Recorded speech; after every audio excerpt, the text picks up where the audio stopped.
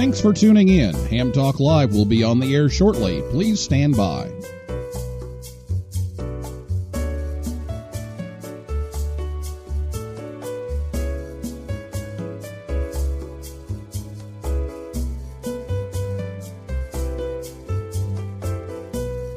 Thanks for tuning in. Ham Talk Live will be on the air shortly. Please stand by.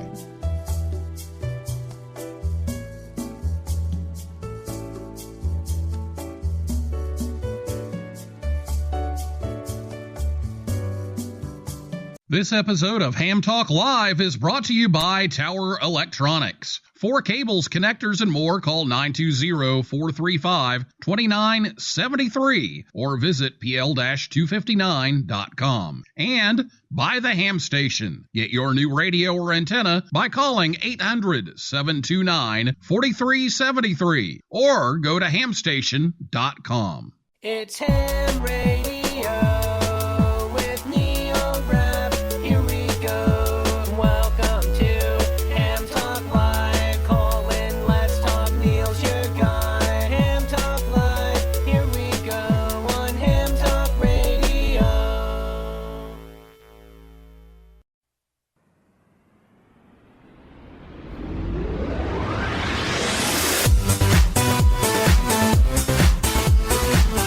Hey, good evening, everyone. It's time for another episode of Ham Talk Live. It's episode number 42, the Hurricane WatchNet with Bobby Graves, KB5HAV, recorded live on Thursday, December 8th, 2016.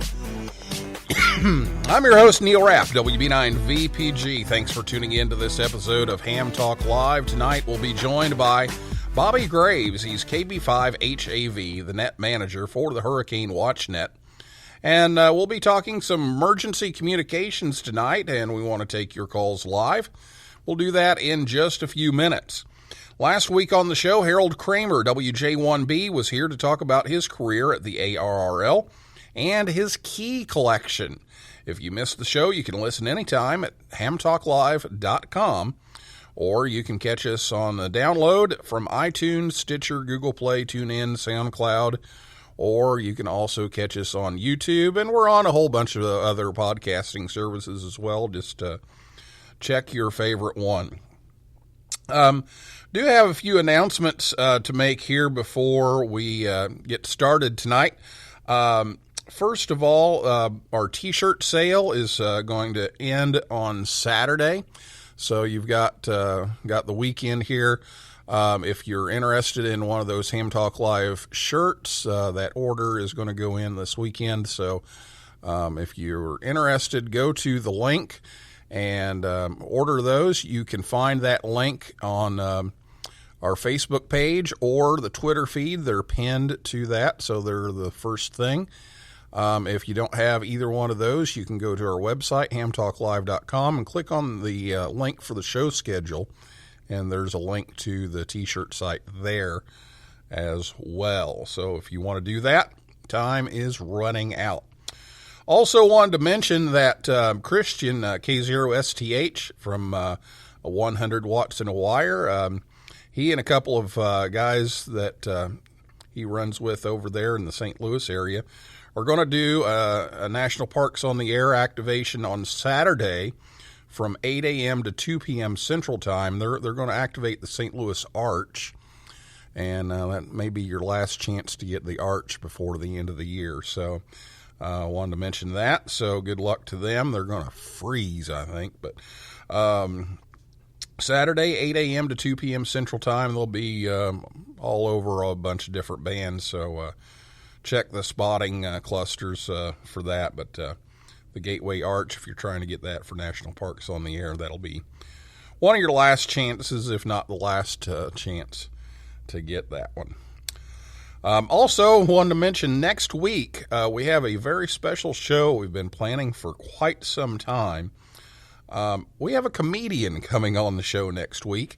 Rick Garrett, N9GSU, will be here to do some comedy, and he's going to do a little routine, and we'll do some stuff, some fun stuff.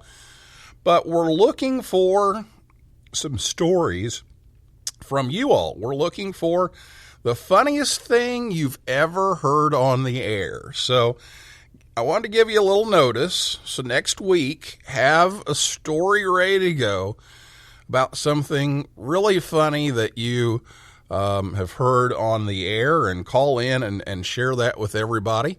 So be thinking about it, and we'll be sure to take those calls next week. Really looking forward to having Rick come on the show and do a little comedy. So we'll see how that goes. We've got a couple of other guests that just signed on today, so we'll be talking about that soon. A couple of those were a little bit of a surprise, but a very pleasant surprise. So we'll be letting you know about those as we get all the details worked out. So right now, we need to talk MCOM. So get your MCOM questions ready to go, your Hurricane WatchNet questions ready to go. And after we do the introduction, the interview, you can call us on Skype. That username is HamTalkLive, or you can call us by telephone. That number is 812-NET-HAM1. 812-NET-HAM1. That's 812-638-4261. You can also tweet us a question. Our Twitter handle is @HamTalkLive. And if you're on Spreaker, you can even post a comment there in the chat section right here at HamTalkLive.com. So I'll be back with Bobby Graves right after this word from the Ham Station right here on Ham Talk Live. This episode of Ham Talk Live is brought to you by the Ham Station. For over 37 years, the Ham Station has sold new and used radios, antennas, accessories, and equipment to hams everywhere. Give Dan or Jeff a call at 800-729-4373 or order online at hamstation.com. Ham Station carries all the major brands like ICOM, Yaesu, and Kenwood, and they have a wide selection of radio scanners, MFJ accessories, Heil sound products, amplifiers by Mirage and Ameritron, Cushcraft antennas, and more. Easy online ordering is at hamstation.com or call 1-800-729-4373 to place an order and talk it over with the experts. The Ham Station, proud to sponsor this episode of Ham Talk Live. We're not sure what's up with the fifth dentist, but 4 out of 5 dentists recommend listening to Ham Talk Live.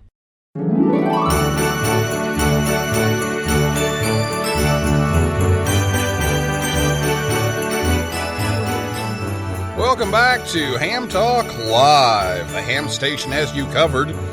For both new and used equipment, give Dan or Jeff a call at 800-729-4373 or go to hamstation.com and tell them you heard it on Ham Talk Live. If you have some stocking stuffers you need, I'm sure they can help you out with those too.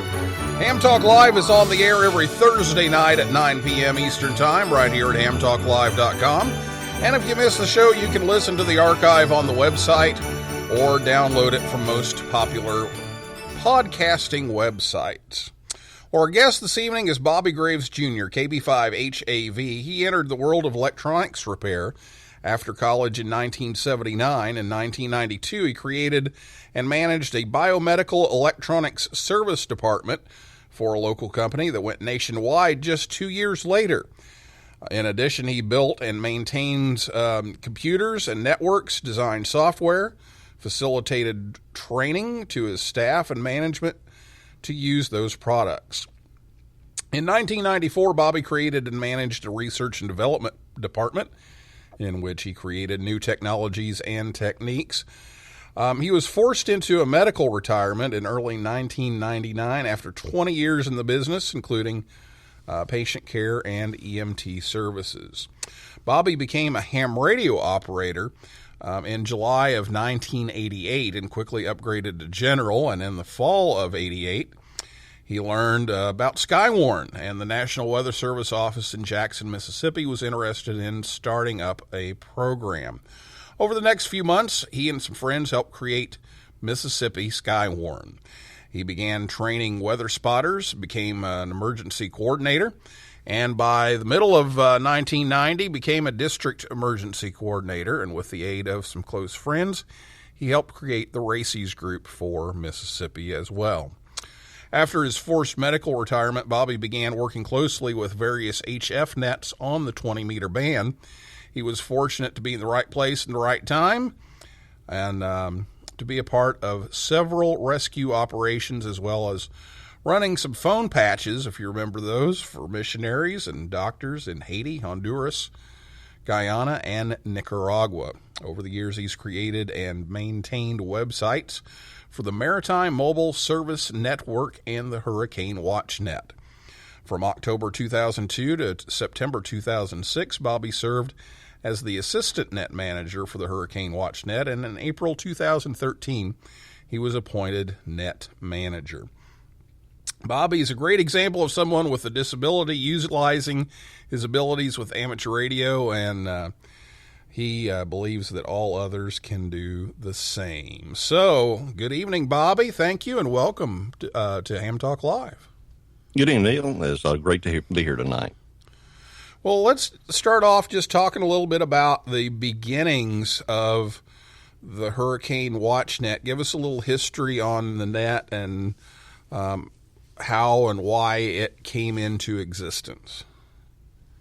Yeah, real fine. The Hurricane Watch Net was formed back in Labor Day weekend of 1965 by Jerry Murphy, KB5HAV, of Cleveland, Ohio. At the time, he was in the Navy, in the what they call the Navy Seabees, or construction battalion. He was stationed up at Rhode Island. And during that time, when he wasn't on duty, he was participating with a net called back in those days, it was called the Intercontinental Amateur Traffic Net, now known as Intercon, which is a net on 14300. But back in that day, it was operating on 14320. Well, the day he was on, when Labor Day weekend, there was a lot of people asking about a hurricane named Betsy that was moving through the Bahamas, and it was getting to be a lot of commotion going on in the air, and was sort of disrupting the normal flow of traffic that they had on that net. So Jerry asked the net manager if he could move everyone that was interested in the hurricane up to 14325, and the net manager agreed, go ahead and do that. Well, there's a lady friend of his that was down in the country of Panama that followed him up to 14325, and they began to relay the information between stations that was in the Bahamas and Florida, and then trying to gather the latest weather data from the National Hurricane Center to pass it on to those in the Bahamas. And of course, as the storm was approaching the south end of Florida, people were interested because 1965, we didn't have cable or satellite TV. Barely had one weather satellite in orbit, but it didn't do a whole lot. So everybody was interested, what's going on with this storm? And of course, the storm came through the Bahamas, went through the south end of Florida, and then a couple of days later, throughout that Labor Day weekend of 1965, it slammed into southeastern Louisiana.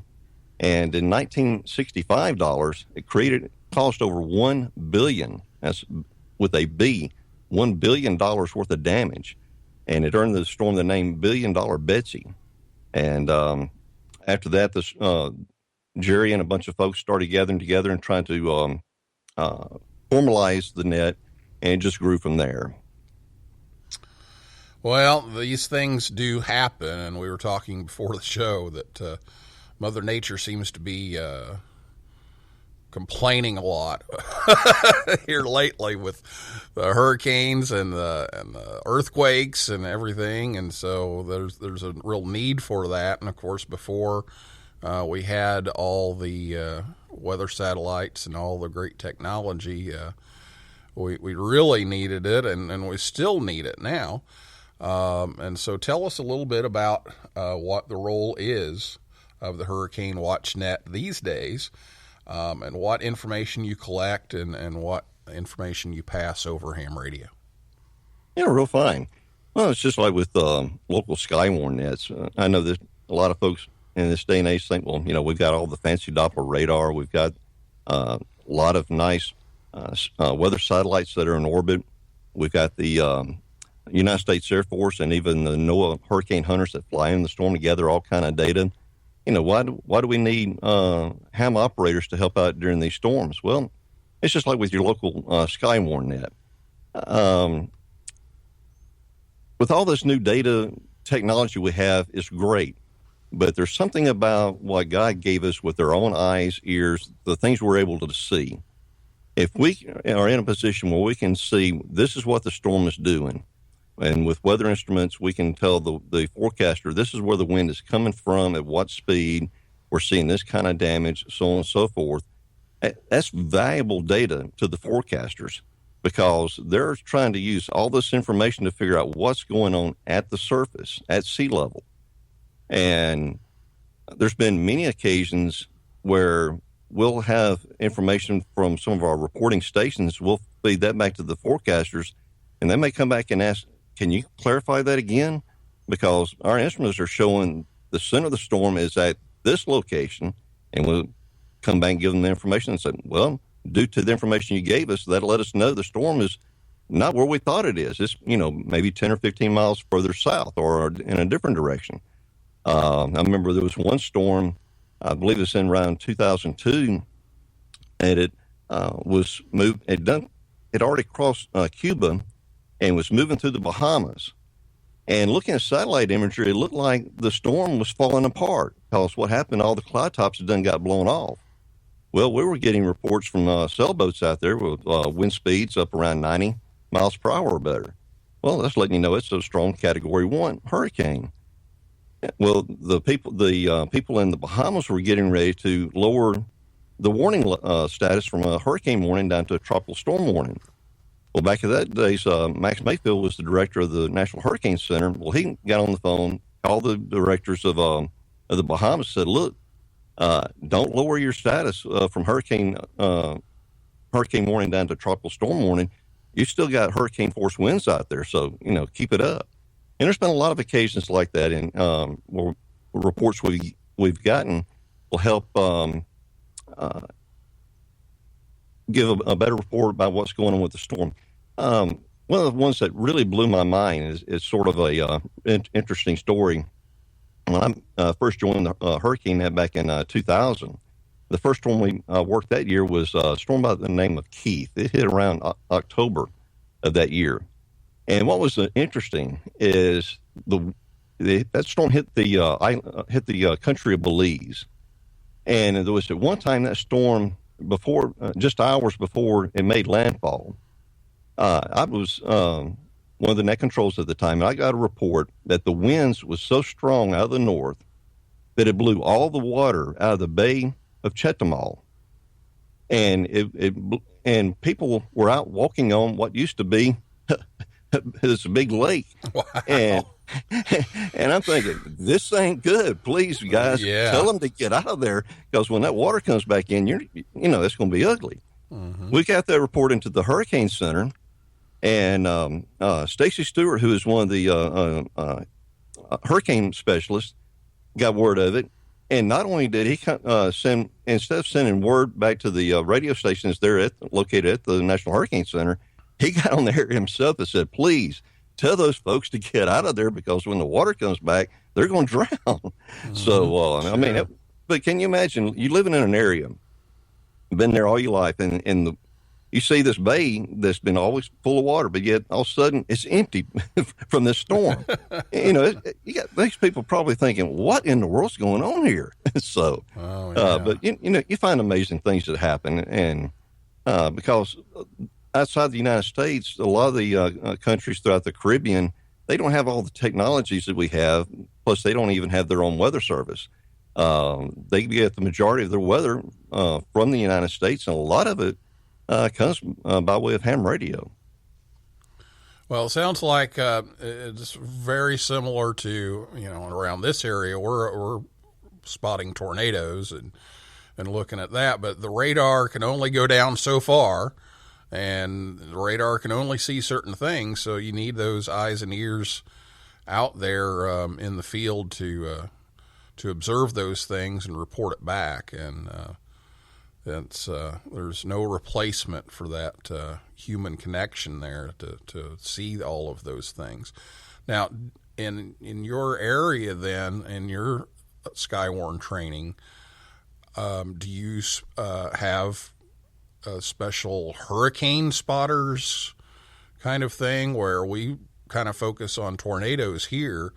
Do you have certain criteria that you're looking for specifically, or is that kind of the same kind of thing? That's an interesting question. With of course, with Skywarn, you're trained with people here in the United States. There's certain things to look for as far as the cloud patterns. So you start looking for what they call a wall cloud, or start looking for rotation, difference between a funnel cloud and that of a actual tornado. But as far as spotting hurricanes, well, we've got big satellites that are really good at doing that part. Sure. Where we come in at is to try to get the actual ground truth data, is what's actually going on at the surface, and as to confirm or unconfirm what the wind speeds are. Some of these hurricanes, the wind field, as far as the hurricane strength winds, may only stand out like 10 to 15 miles, kind of like it did with Hurricane Otto that hit on Thanksgiving Day just a couple of weeks or so ago. Then you got other storms like Katrina back in 2005, where those hurricane force winds may extend outwards up to 150 miles. And so there's a lot of discrepancy on the storms, on how they form and how big they get. And by having spotters or reporting stations, as we call them, that can give us weather information, we like to get everything measured if possible. Of course, there are ways you can estimate wind speed, and it's called using the Beaufort wind scale. And if you're not familiar with that, you can visit our website at hwn.org, and there's a link at the top that's called Useful Tools. Click on that, and there's a link after that. It's called Beaufort wind scale. But anyway, it gives you a lot of information on how you can look at how the wind is doing and give a really good estimate of what the wind speed is from that. But if they're calling for like 75 mile per hour winds at, say, like we'll just pull a town out of the hat, say like in Miami, Florida. Well, they're only getting maybe 25 miles, but then you go further south. Well, that's where the 75 mile per hour winds are at. We give that information to the forecasters. That will let them know, well, maybe the center of the storm is moving a little bit further south than what we were expecting. And that can allow them to know what to give a correction on the path of the storm. And those change constantly.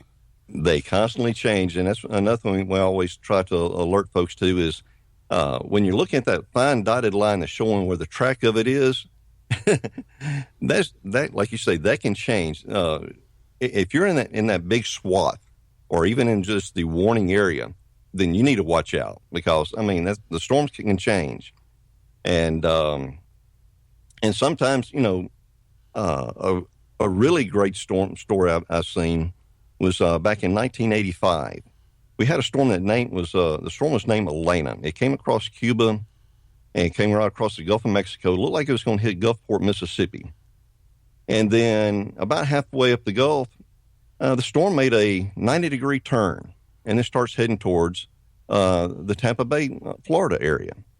Well, I happened to be on the Gulf Coast that night, or that day, working on equipment, and I knew the storm was heading that direction. When I got home about midnight, I turned on the TV to see, well, how bad is Tampa getting hit? Well, they're not getting hit at all. There's hurricane warnings back from Mississippi, because that storm made a 180 turn and started coming right back to Gulfport, Mississippi. So when, like we say, when they show what that dotted line is, pay attention, but don't let that be, well, I'm outside of that line, so I'm safe. No, these storms can't change. And as they say, when you think you got Mother Nature figured out, she will change on you. So, absolutely.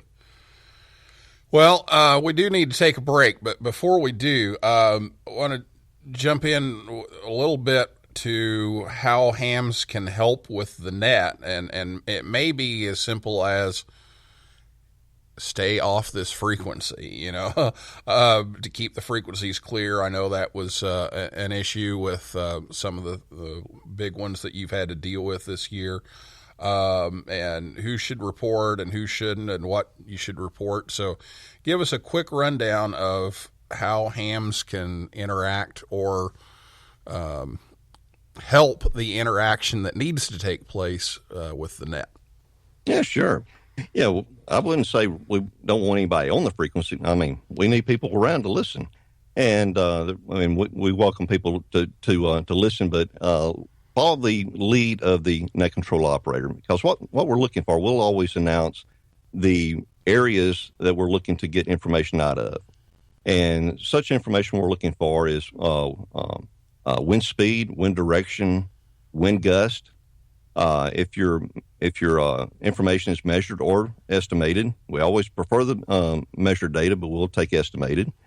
If you are using measuring equipment, let us know the height and location of your anemometer. That's very important. Say, for instance, you've got your anemometer, which is your wind speed indicator. If you got it mounted on the gabled end of your house, it's maybe only like 2 or 3 feet above the gable, your information is going to be wrong. Because when wind hits a pitched roof, that wind will speed up trying to get over it. So you may be indicating 50-mile-per-hour winds when all actuality may be 25. So knowing the location of that anemometer is important to us as well. Other information we're looking for is if you have a barometer, let us know what the barometric pressure is.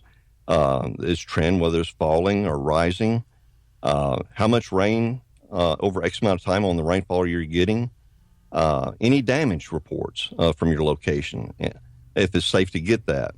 If you're close to the coastal area and it's safe to do so, let us know what the storm surge is doing. The forecasters this year started putting out storm surge warnings, and they're trying to get a better grasp on that, of how, due to the size and strength of the storm, on how much the storm surge will do.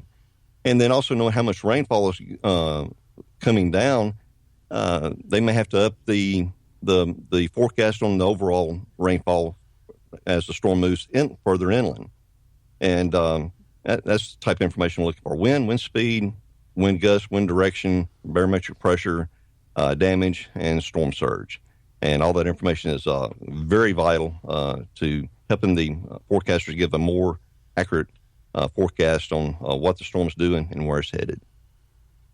All right. Great information. And we'll give some people a chance to call in and ask some questions when we come back. But we will take a quick break, and we'll be back to take your calls right after this message from Tower Electronics right here on Ham Talk Live. This episode of Ham Talk Live is brought to you in part by Tower Electronics. Tower Electronics has been the Ham's dime store since 1978. When you need connectors, mobile and handheld antennas, cables, or adapters, visit Scott or Jill at a Hamfest near you. Or you can order online at pl-259.com or call 920-435-2973. Stock up on those supplies like PL259 and N connectors, SMA adapters, audio cables, soldering supplies, mobile antennas, and ham sticks. Their silver-plated N connectors are even used on the International Space Station. Tower Electronics carries MFJ, Comet, Daiwa, OPEC, Workman, and Ham Pro products. And don't miss their 0% off sale going on now. Tower Electronics, online at pl-259.com, proud to sponsor this episode of Ham Talk Live. QSL that, big boy. This is Ham Talk Live with Neil Rapp. Join the conversation. Call us on voice with Skype at Ham Talk Live, or give us a call at 812-NET-HAM1. That's 812-638-4261. Now, here's more Ham Talk Live. Thanks to Scott and Jill over at Tower Electronics for sponsoring the show once again tonight to help bring you Ham Talk Live.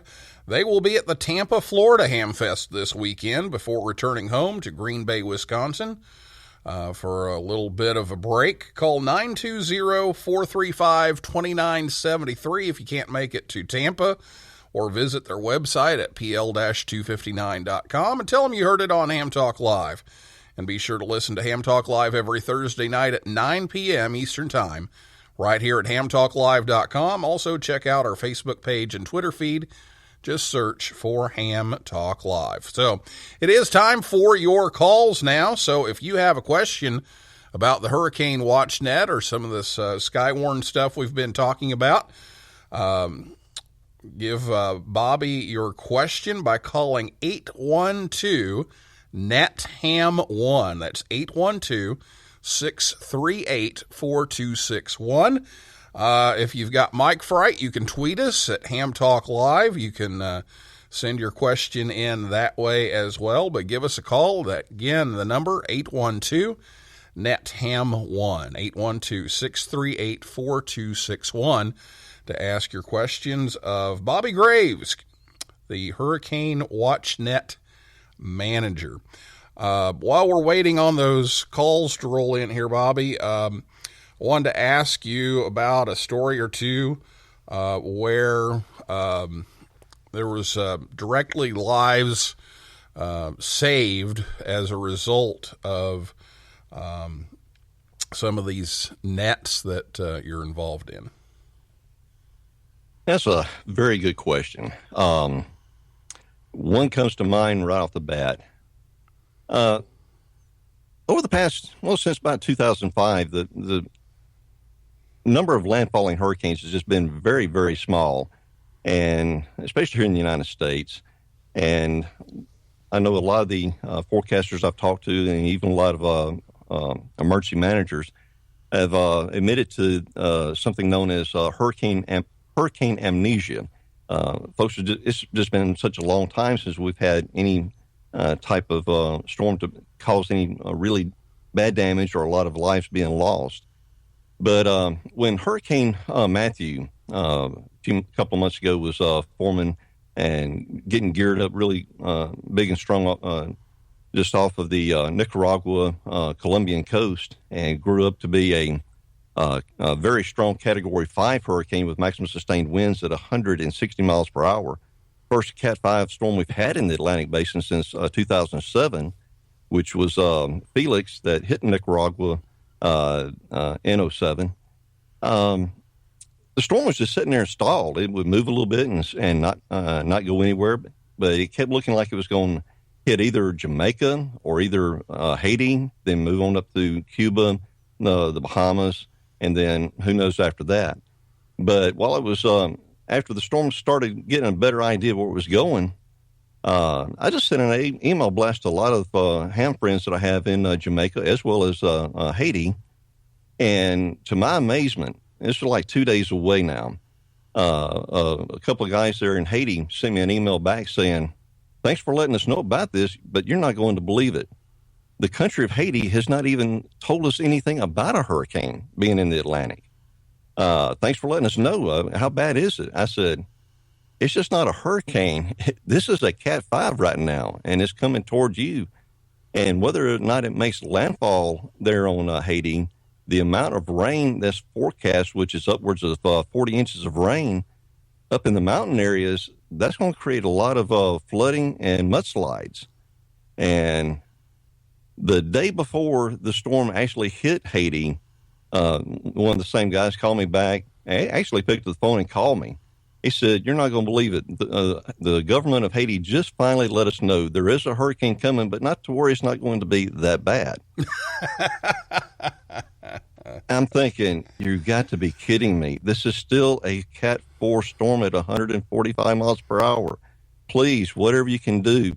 I know it's just a few hams that are there in Haiti, but if you can, just keep on, like I told you the other day, keep spreading the word across the country to do whatever you can to secure, to help protect yourselves. I know it's going to be tough.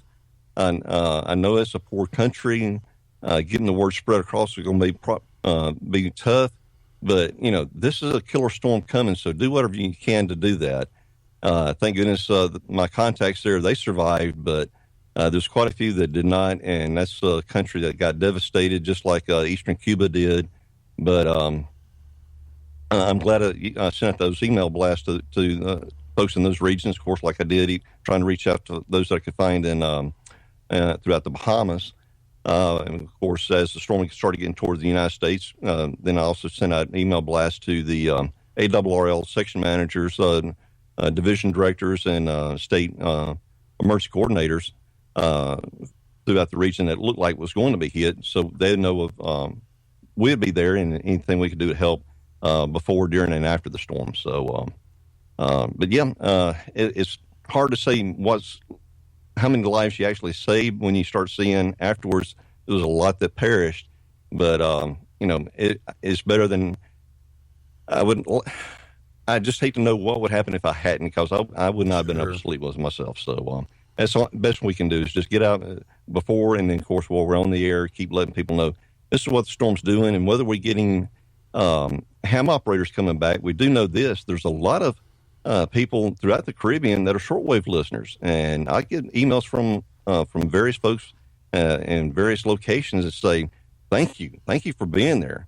You are our only means of getting weather information of what the storm's doing, where it's forecast to go, and allowing us to know whether it's safe to get out, what to do, and so on and so forth. Well, that's it's a great service that you and the hams that are involved are offering to all of those people. So we are very grateful and thankful that that you and your team are taking this on and doing that. So congratulations on all of that. And yeah, it's hard to believe that they wouldn't have a warning on a Cat 5 hurricane, but that's the kind of thing that happens. So we're lucky to have that resource here. 812-NET-HAM1 is the telephone number, 812-638-4261. We'd like to get your calls in here. We have just a few minutes left, so if you have a chance, give us a call or give us a tweet here. If you have a question about the Hurricane Watch Net or Skywarn, or just a question for Bobby, let us know.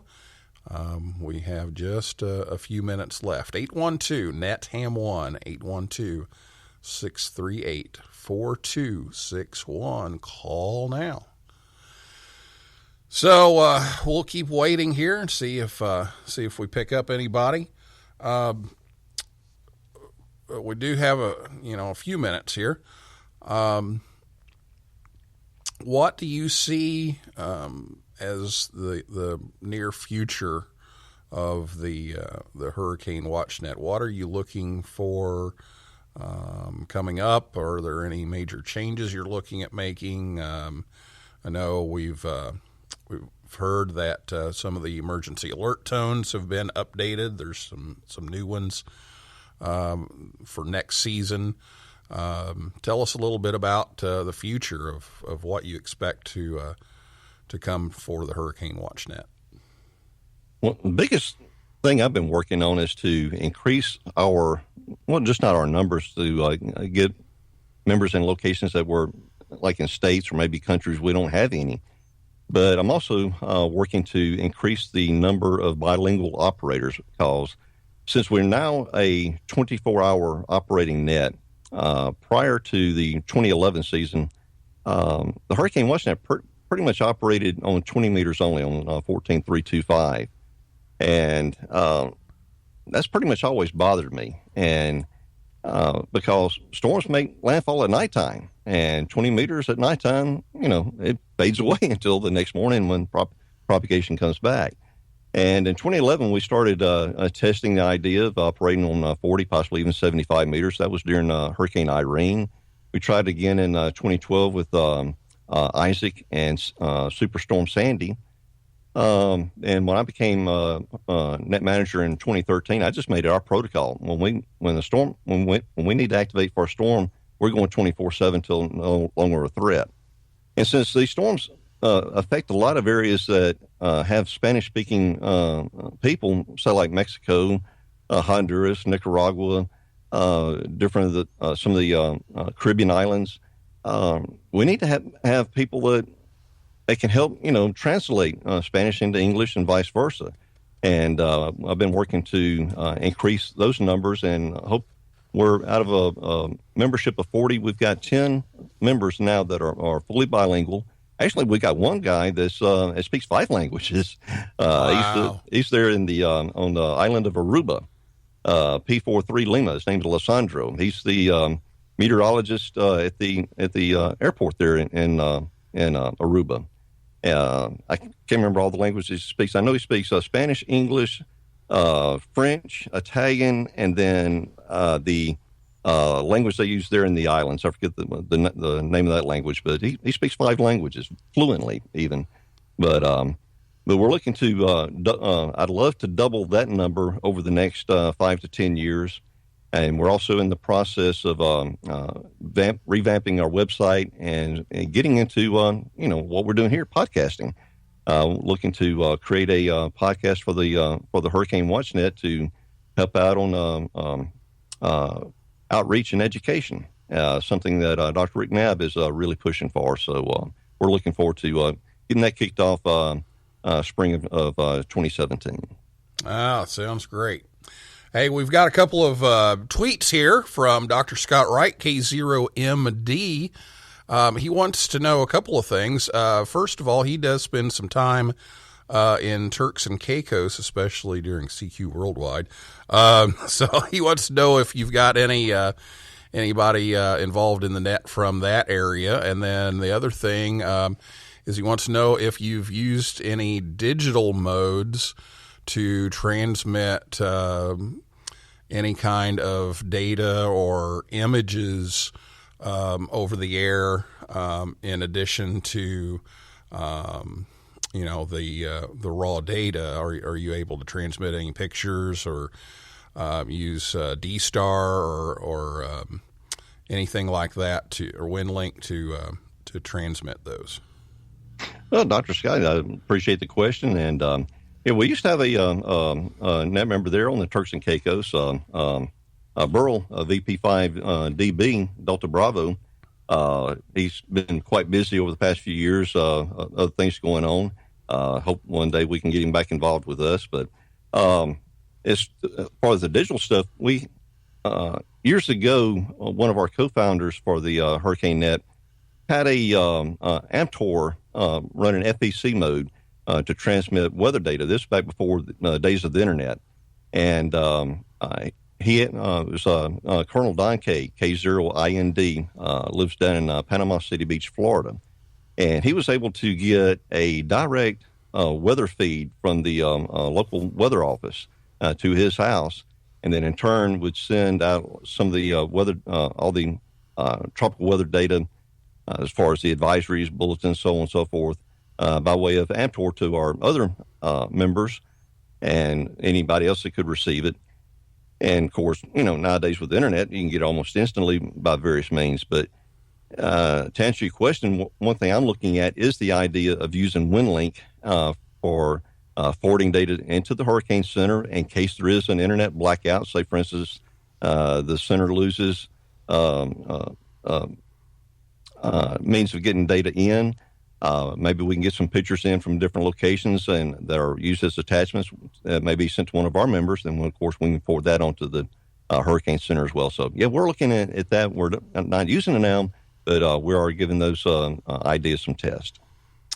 Very good. Sounds like some promising use of the digital technology coming ahead. Well, we are out of time, so I want to thank you for being there, and that is a wrap for this week's edition of Ham Talk Live. I'd like to thank my guest, Bobby Graves, KB5HAV, and all the listeners out there in cyberspace, and for Scott for tweeting in, and invite you back next Thursday night at 9 p.m. Eastern Time.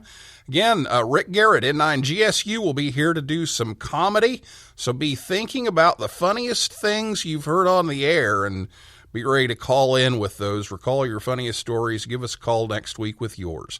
For a list of all of our upcoming guests, visit hamtalklive.com. For now, this is Neil Rapp, WB9VPG, saying 7375 and may the good DX be yours.